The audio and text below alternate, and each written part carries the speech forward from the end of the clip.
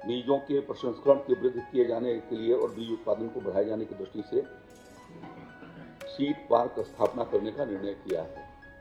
यह उत्तर प्रदेश का पहला सीड पार्क होगा और ये भारत रत्न देश के पूर्व प्रधानमंत्री चौधरी चरण सिंह के नाम पर ये सीड पार्क जो है स्थापित किया जाएगा। आप अवगत हैं कि उत्तर प्रदेश के भीतर 165 लाख हेक्टेयर के भीतर हमारी खेती का काम होता है, फसल आच्छादन है, और दोनों फसलों को मिलाकर किया जाए तो 270 लाख हेक्टेयर के भीतर खेती होती है, जिसके लिए 70 लाख कुंटल यानी 7 लाख मेट्रिक टन बीज की आवश्यकता पड़ती है।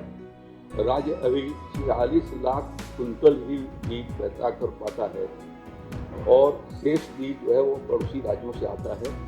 हमारे राज्य के भीतर कोई बीज का उत्पादन को प्रोत्साहित किया जाए और साथ साथ में एक उन्नतशील बीज उनको प्रसंस्कृत करके दिया जाए। इस नाते से ये सीड पार्क स्थापित किए जाने का निर्णय हम लोगों ने किया है कि राज्य के 5 क्लाइमेटिक जोन, प्रदेश के भीतर 9 क्लाइमेटिक जोन हैं, कृषि के 9 क्लाइमेटिक जोन हैं, जिसमें से 5 क्लाइमेटिक जोन के भीतर पार्क लगाया जाएगा और चरणबद्ध तरीके से ये पार्क बनेगा। पहला पार्क के बारे में आज निर्णय हुआ है जो लखनऊ के अटारी फार्म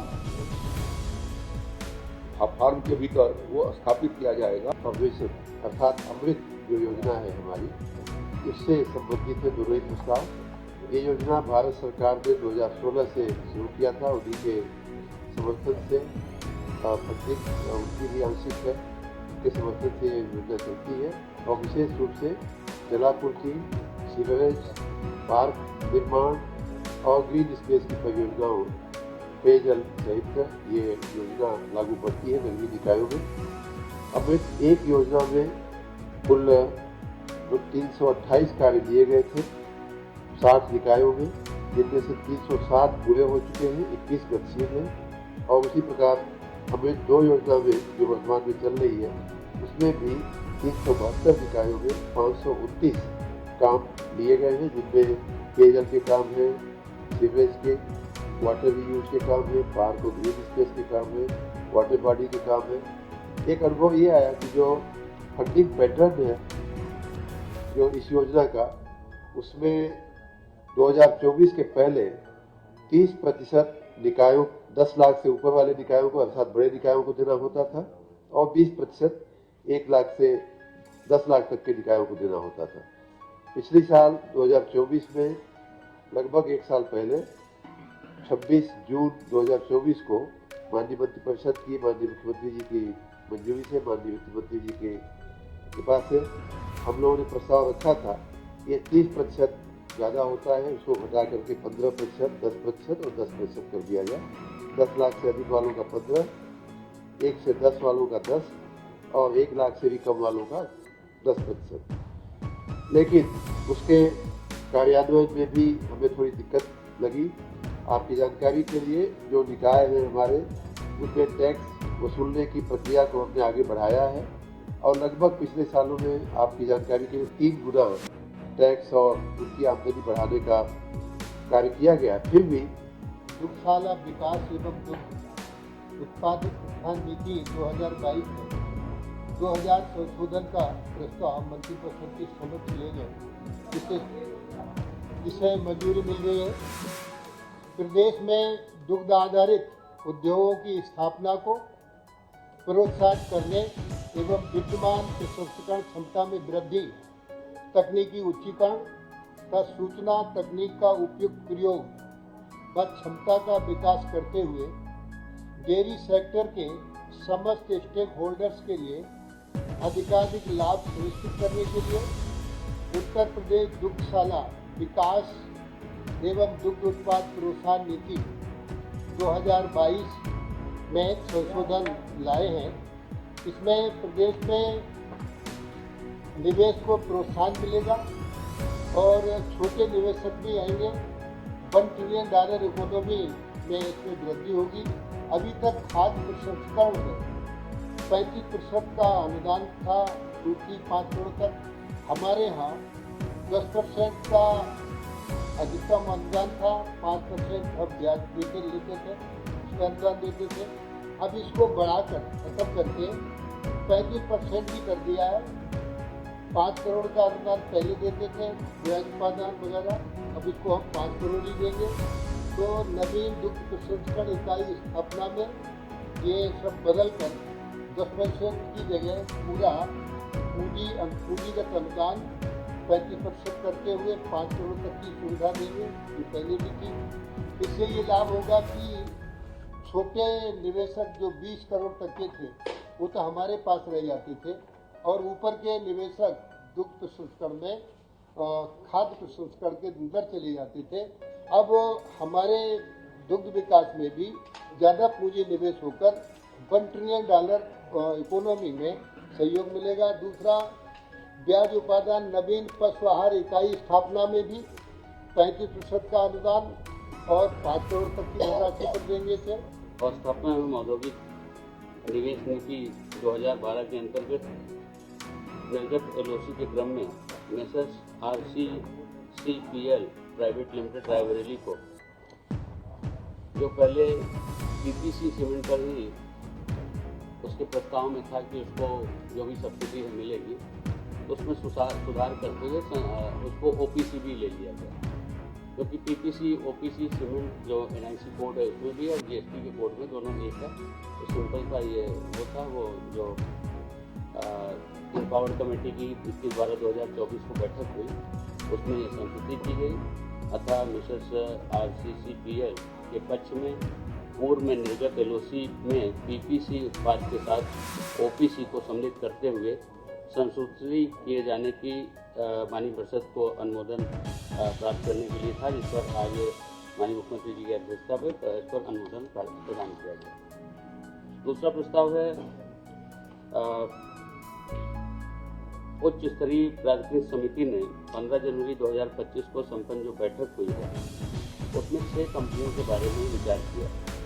उत्तर प्रदेश को राष्ट्रीय एवं अंतर्राष्ट्रीय स्तर पर प्रतिस्पर्धा निवेश गंतव्य के रूप में स्थापित करने के दृष्टिगत अधिसूचना 4/11/2022 को जो नीति जारी हुई थी, उसमें JK cement limited Prayagraj 450.92 crore, moon beverage limited Hapur mega 469.61 crore, silver pulp and paper mill private limited Muzaffarnagar mega 403.88 crore. कि ग्रामीण क्षेत्रों में गांव सभाओं के लिए जो समय समय के ऊपर उनको खर्च करना पड़ता है, प्रधान का मानदेय, बैठक, पंचायत सहायक का मानदेय, सामुदायिक शौचालय पर व्यय, सार्वजनिक स्थलों के विद्युत व्ययों का भुगतान या पेयजल योजनाओं पर या फिर हैंडपंप का रखरखाव, इन विषयों के लिए गांव सभा को जो फंड मिलता है वो इसमें खर्च होता है, लेकिन वो कम पड़ जाता है। तो आज मंत्री परिषद के समक्ष एक प्रस्ताव ये आया था कि गांव सभा, गांव पंचायत अपने संसाधन बढ़ाए, आमदनी बढ़ाएं, और उसके लिए खास तौर से जैसे तालाब हैं, तालाब में मछली पालन करें, गांव की प्रॉपर्टी को किसी न किसी रूप में जैसे बाजारें लगती हैं उसके माध्यम से धन अर्जित करें। तो उनको प्रोत्साहित करने के लिए एक नीति आई कि जो कुछ भी गांव सभा, जैसे 10,000 रुपया अगर गांव सभा अर्न करेगी तो उसके बदले में 50,000 रुपया 5 गुना सरकार देगी। ये एक प्रस्ताव मंत्री परिषद द्वारा स्वीकृत किया गया। दूसरा प्रस्ताव पंचायत विभाग का और है, जो मुख्यमंत्री जी की अध्यक्षता में स्वीकृत किया गया। इसमें विशेष रूप से पंचायत उत्सव भवन के नाम से, क्योंकि पहले से बजट में हमने 100 करोड़ रुपए की व्यवस्था कर रखी है बारात घर या विवाह घर या उत्सव भवन के नाम पर, तो उसका नाम आज खासतौर से मंत्री परिषद ने पंचायत उत्सव भवन कर दिया। उसमें विभिन्न प्रकार के उत्सव जो गाँव में लोगों के होते हैं वो सकेंगे, और इसके लिए 100 करोड़ रुपए की व्यवस्था हमने बजट में प्रस्तावित की है। तो पहले से एक योजना पहले से चली आ रही है कि उत्तर प्रदेश मातृभूमि योजना अंतर्गत यदि कोई दानदाता अपनी ग्राम पंचायत में बारात घर बनवाता है तो शासनादेश, ये शासनादेश की संख्या दी है 1713 2021 दिनांक 12/11/2021 के प्रस्तर 7 में दिए व्यवस्था अनुसार बारात घर की कुल लागत 141 लाख रुपए का होगा, जिसमें 60% धनराशि दान देने पर और 40% धनराशि राज्य सरकार द्वारा मातृत्व योजना के माध्यम से दी जाएगी। बैंक का एक प्रस्ताव है, विशेष रूप से ये अभी तक यहाँ पर नागरिक उड्डयन निदेशालय में संविदा पर कार्यरत कर्मियों के पारिश्रमिक का पुनर्निर्धारण। जब से 7वां वेतन आयोग लागू हुआ, इन लोगों को 7वें वेतन आयोग का लाभ नहीं मिल पा रहा था। जो भी हमारे इसमें जो कार्मिक थे, खासतौर से चाहे वो पायलट हो या को पायलट हो या विमान के अभियंता हो या तकनीकी व गैर तकनीकी कार्मिक हो और एरोनॉटिकल ट्रेनिंग इंस्टीट्यूट, इन लोगों का खास तौर से 7वां वेतन आयोग इसके ऊपर लागू अभी तक नहीं किया गया।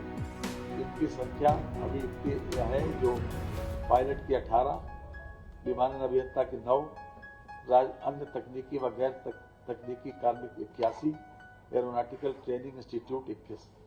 ये इनका जो वेतन है वो खास तौर से अभी तक, क्योंकि प्राइवेट सेक्टर के लोग जो हैं वो पायलट को पायलट को बहुत ज़्यादा पैसे देते हैं, इसलिए ये लोग छोड़ के यहाँ से चले जाते थे। तो हमारे सामने संकट होता था कि आखिरकार हम पायलट जब तक के वेतन नहीं बढ़ाएंगे तब तक कि हम उनको सस्टेन नहीं कर पाएंगे। इसलिए अभी तक जो 2.5 लाख से 7 लाख रुपए का स्लेब था पायलट का, वो 5 लाख से 10 लाख का हो गया। को पायलट की वर्तमान रेंज 1,25,000 से लेकर 6 लाख रुपए के स्थान पर 3 लाख से 7 लाख हो गया। वर्तमान में कार्यरत पायलटों के पारिश्रमिक में 10% की वृद्धि की गई है। इसलिए ये और इस पर जो व्यय आएगा वो लगभग 5,27 लाख अतिरिक्त व्यय आएगा। पायलट के ऊपर व्यय आएगा 2,69 लाख, विमान अभियंता के पास आएगा 1.6 करोड़, अन्य तकनीकी व गैर तकनीकी स्टाफ पर आएगा 1,01,00,000, एरोनॉटिकल ट्रेनिंग इंस्टीट्यूट के ऊपर लगभग 0.51 करोड़ अर्थात 51 लाख। ये स्थिति है और इसमें 7वां वेतन आयोग से लागू हो गया और अब हमारे सामने जो पायलट छोड़ के चले जाते थे उस जैसी स्थिति अब नहीं पैदा होगी। सर का पसीना जब माथे को आता है वो किसान है जो अपने दम पर फसल को उगाता है। आन है, बान है, शान है, किसान है।